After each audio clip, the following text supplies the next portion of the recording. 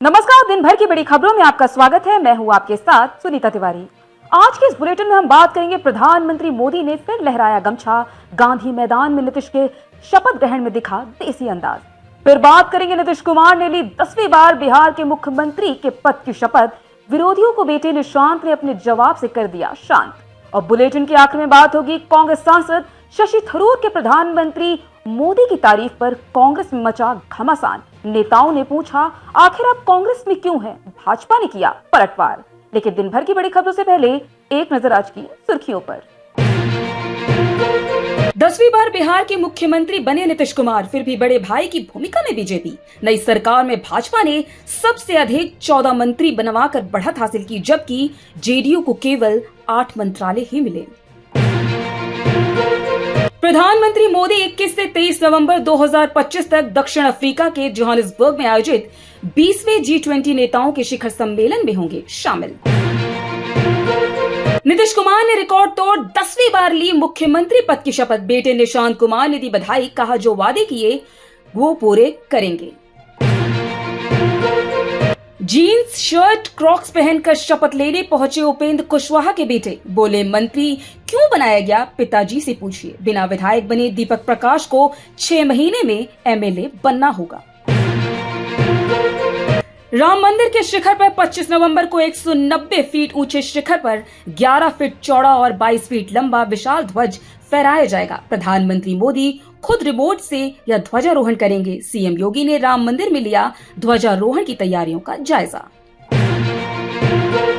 Supreme court में Delhi police ने दिखाया शर्जील इमाम की वीडियो, भड़काऊ भाषणों का आरोप दोहराया। पुलिस बोली, डॉक्टर इंजीनियर अपना काम छोड़कर देश विरोधी गतिविधियों में हो रहे हैं शामिल। समाजवादी पार्टी के नेता आजम खान को रामपुर की जेल में कैदी नंबर 425 नंबर दिया गया। बेटे अब्दुल्ला बने 426।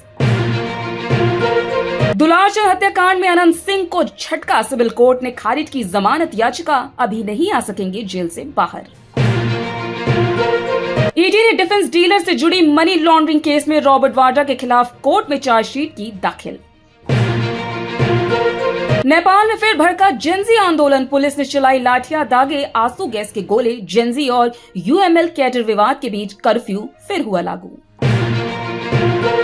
ये तो थी सुर्खियां। विस्तार से बात करते हैं दिन भर की बड़ी खबरों की।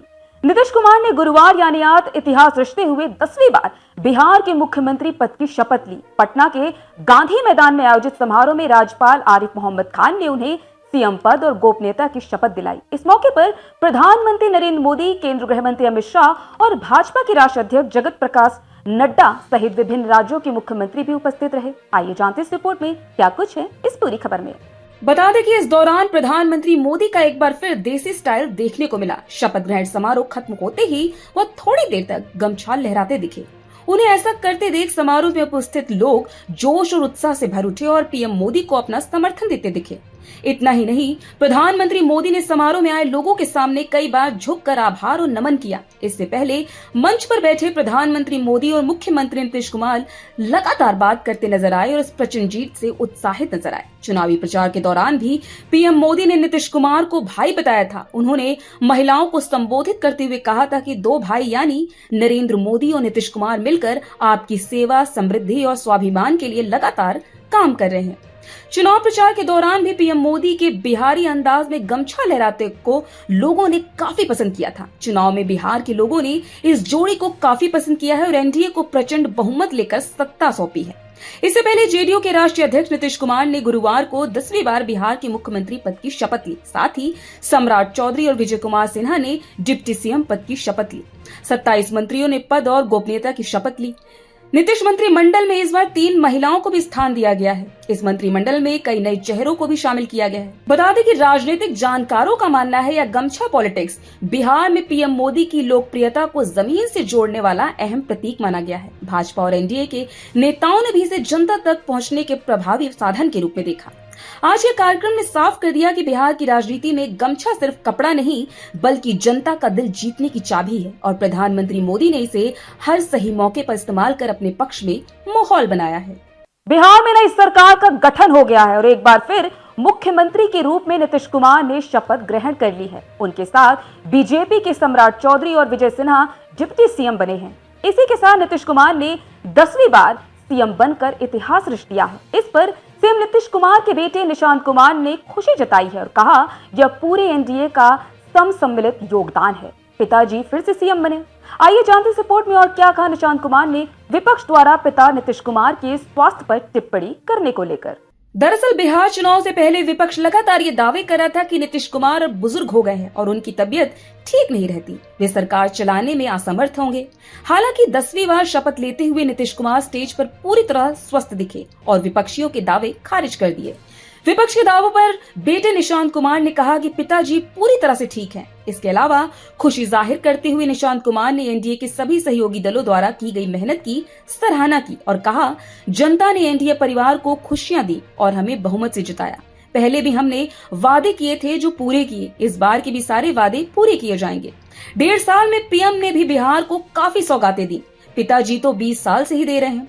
निशांत कुमार ने कहा, प्रधानमंत्री ने बिहार के लिए बहुत कुछ किया है, या हम सबका सम्मिलित योगदान है, चाहे बीजेपी के नेता कार्यकर्ता हो या जेडीयू के, चाहे चिराग पासवान हो और माझी अंकल की पार्टी हो, सभी ने मेहनत की है और काम किया है। हमने जनता तक अपनी नीतियों को पहुंचाया है और ये इसी का फल है। बता दें कि नीतीश कुमार के साथ 27 मंत्रियों ने आज फिर बिहार की सरकार बनाने के लिए शपथ ग्रहण किया, जिसमें उपेंद्र कुशवाहा के बेटे दीपक प्रकाश और जितिन राम मांझी के बेटे डॉक्टर संतोष सुमन मंत्री बने। कांग्रेस सांसद शशि थरूर ने एक बार फिर अपने हालिया बयान से पार्टी के भीतर हलचल सी मचा दी है। प्रधानमंत्री नरेंद्र मोदी के रामनाथ गोयनका लेक्चर की खुलकर प्रशंसा करने के बाद कांग्रेस नेताओं ने उन पर तंज कसते हुए सवाल उठाया है, क्या वे वास्तव में पार्टी की लाइन से सहमत भी हैं या नहीं। वहीं भाजपा ने कांग्रेस पर तीखा पलटवार किया है और कहा है कि कांग्रेस में लोकतंत्र नाम की कोई चीज ही नहीं है। आइए जानते हैं इस रिपोर्ट में क्या कुछ है इस पूरी खबर में।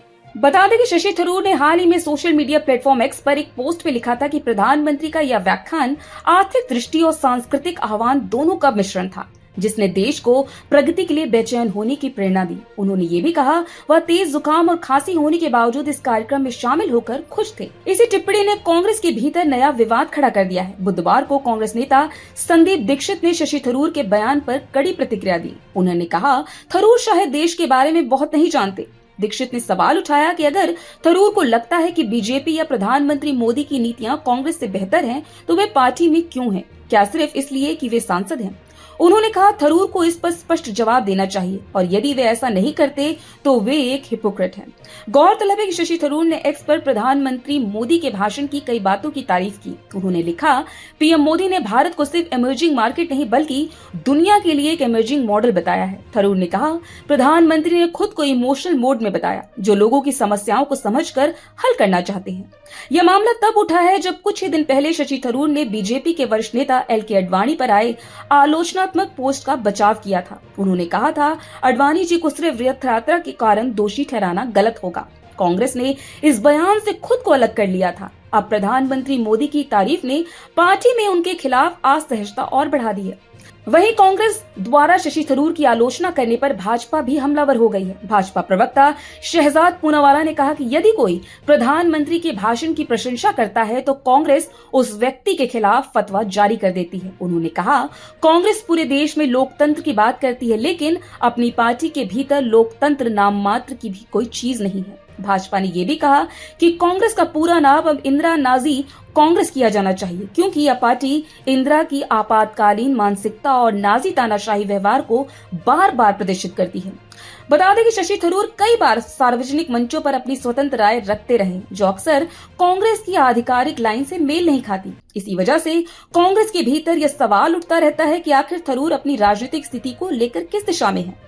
इस बार भी उनके पोस्ट ने पार्टी नेताओं में यह असंतोष और तेज कर दिया है। तो आज इस बुलेटिन में इतना ही। आप देखते रहिए द लोकसभा।